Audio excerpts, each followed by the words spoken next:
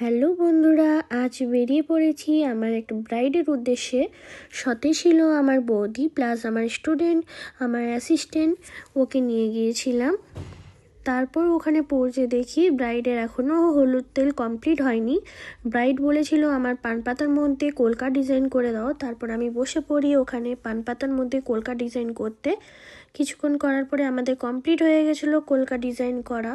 অনেকক্ষণ ধরে আমরা আড্ডা মারছিলাম, গল্প করছিলাম দুজন মিলে, আমি আর বৌদি আড্ডা মারতে মারতে দুজনে ক্লান্ত হয়ে গেছিলাম। অনেকক্ষণ ওয়েট করতে হয়েছিল আমাদেরকে ওখানে। তারপরে দেখি যে ব্রাইড স্নান করে চলে আসছে, সে তার জিনিসগুলো বের করে নিচ্ছিল। তারপর বসে পড়ে সাজতে। ওকে এবারে আমরা জিজ্ঞাসা করে নিব যে ও কিভাবে সাজতে চায়, কেমন লুক চাই আমার কাছে। ও আর হচ্ছে লাইনার করে দেবে, কাজলটা যদি ভালো লাগে তাহলে দেবে, আর না হলে দেবো আর না। একটু ভরাট কলকা, ব্যাস।